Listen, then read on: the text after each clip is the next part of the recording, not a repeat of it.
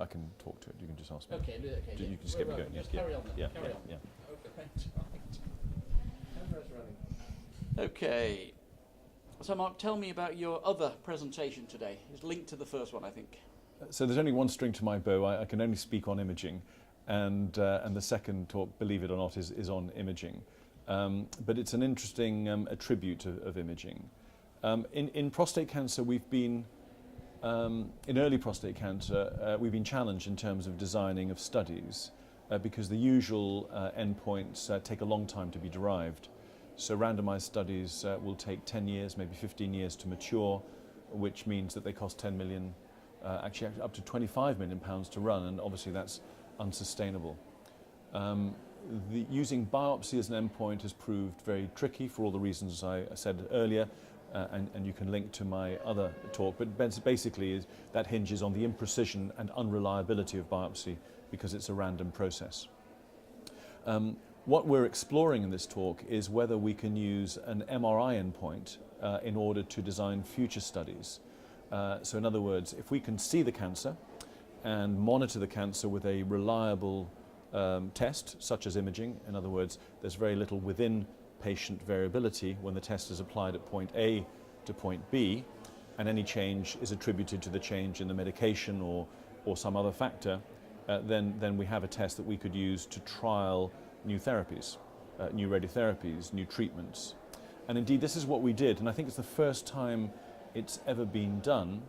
And the background to the story is the results of the REDUCE study. This was a GSK-sponsored study that was published in the New England Journal of Medicine and showed a 24% risk reduction in the period prevalence of prostate cancer in men randomized to dutasteride versus men randomized to placebo.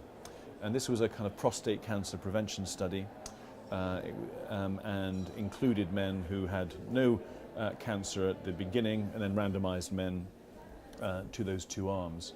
The result was very interesting. The drug was never licensed for use in prostate cancer, but that's, I think, another story.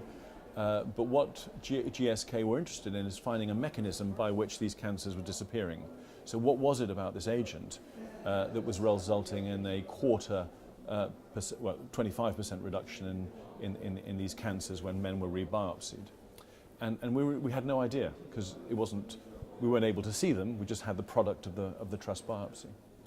And so we went to them with the idea, so this is an investigator-led study, to see if we could actually identify a cohort of men who had low-risk disease but whose cancers we could see on MRI, and then randomize them to dutasteride versus placebo and watch those cancers over a 6-month period.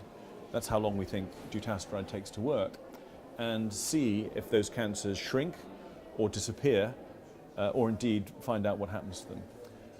And the primary endpoint is a reduction in the size of the tumor, which in prostate cancer is a complete revelation because it's never been done before, but actually it's what we do in all other imaging studies. So a lot of the talks today on renal cancer use a RECIST endpoint, so in other words a radiological endpoint to show a reduction in the size of the tumor.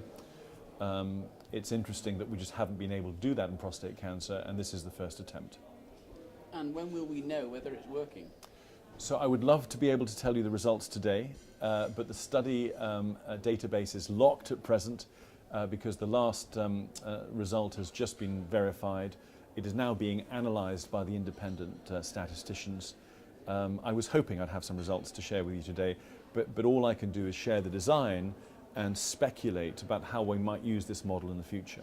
Well, that's what I was going to ask you, because it appears from the way you describe it that future trials, if they were based on this design, could be cheaper and faster. Is that correct? Correct. So, for instance, we asked people interested in whether vitamin E or selenium or lycopenes or cranberry juice is good for your prostate. We haven't really had the mechanism to address that other than randomizing hundreds of thousands of men and waiting for a long time.